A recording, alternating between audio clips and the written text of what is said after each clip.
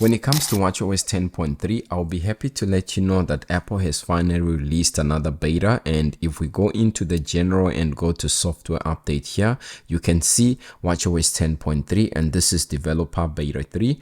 The update size on my Apple Watch Ultra 1 comes in at 341 megabytes, and I'm actually updating from watchOS 10.3 beta 1. If you're updating from beta 2, the update size might be slightly smaller if you have a similar Apple Watch Ultra 1. Now, this is not all that Apple released today. In fact, you can see here on the Apple developer page that iOS 17.3 as well as iPadOS 17.3 beta 3 were just released. We also have macOS 14.3 beta 3, watchOS 10.3 beta 3, of course, this is the video for that, and we have tvOS 17.3 beta 3, and this one for some reason came a little bit late, but I do cover these and other updates here on the channel and on other short form platforms if you want to see like a shortened version of this. So do follow me and check those out if you are interested. Okay, so just like that, and my device is now up to date. If we go into the settings, go to general, and then go to where it says about, you can see the new build number that we have. It's 21S5642A. So this build has an alpha at the end depicting a final build or final release very soon. We'll talk about that pretty soon. And you can see the update as well just came in about completion a few minutes ago. And now let's talk about the new features and changes that this update has to offer.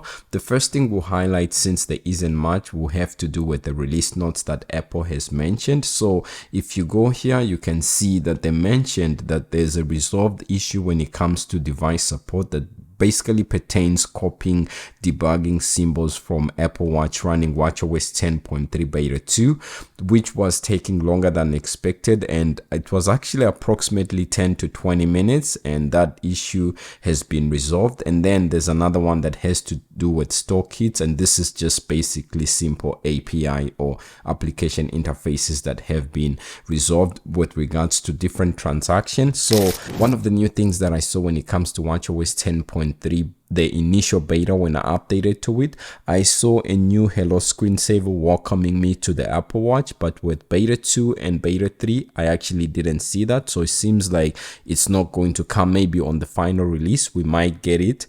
And then another thing that carries over from the iPhone has to do with the Apple Music application, and to be specific, this has to do with different playlists. So if I go into my library here and go to my playlist, you can see this test playlist that I created right here, and I try to invite collaborators, and I can confirm that with watchOS 10.3 beta 3 it's actually working as well, and it's working good on iOS 17.3 beta 3. So unlike iOS 17.2 where they released this feature or they showed it off, and then when the final release came out, this went out. So you can see the name drop animation. I triggered it by just holding my phone a little bit away. Really shouldn't be like that because it's supposed to be so close. So I'm not sure why. Plus these two devices are on the same Apple ID and they belong to me. So shouldn't be like that. But what I was saying is, if you go into your Apple Music right here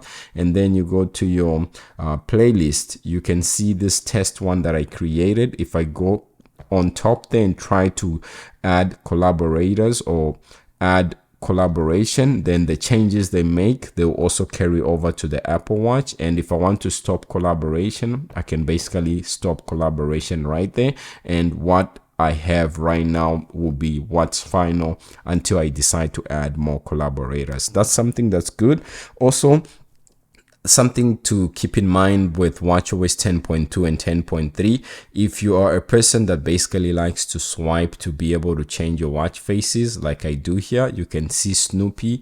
I like Snoopy so much. So if you want to be able to swipe and be able to change your watch faces with watchOS 10.2, that change has been implemented, but the default setting was on to off. But with this update, it seems to default to on. So if you go into your settings and then you want to go to where it says clock, and once you are in the clock section, you can see that's where you have this swipe to switch watch face, and it's on by default for me, which is something that's good after updating to beta 3 because I didn't have to mess with the settings. So that's something good. And then another thing I wanted to mention is Siri plus health for the Apple Watch Series 9 and Ultra 2. So for example, how many steps did I do today, Siri?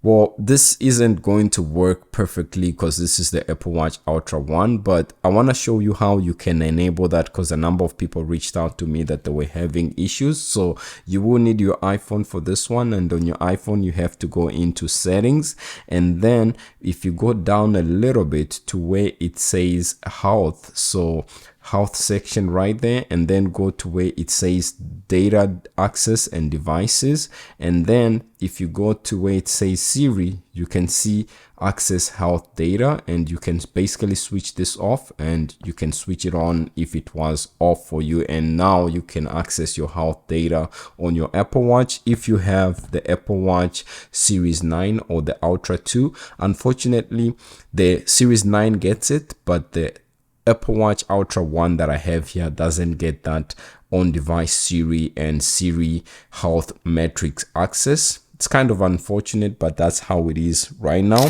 This current feature of health access is supported by Siri for 2 languages. I'm not aware of any 3rd or 4th language that has been added in this beta 3, but in the meantime you just have English and Mandarin, but Apple did promise that a number of other languages were going to be added.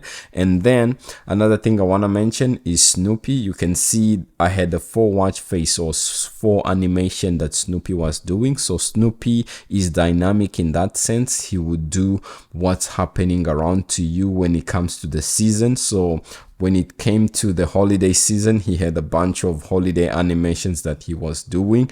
And so keep an eye on Snoopy because there's these animations that are built in there always. I thought I could have a proper count, but at this point in time, it's really hard to keep a count.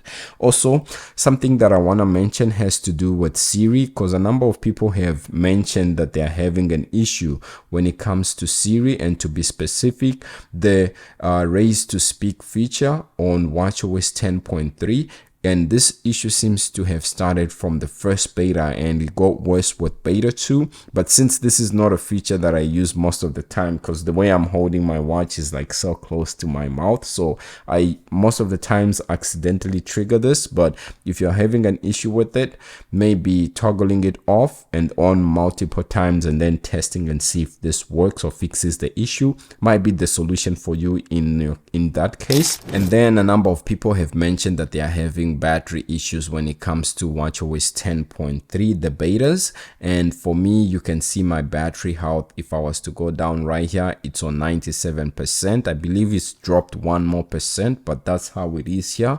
Hopefully by the time this update is officially released, Apple is able to polish these raise to speak issues, and also the battery is a major one with this update. But I like some of the changes here, like the playlist, and I like the way that they allow you to be able to access your health information as well. So this is an update that's possibly going to be released to the public maybe on the 22nd of January. So not next week, but the week after. So definitely do subscribe, and then I'll cover this update fully when it comes out and let you know what's changed. Peace.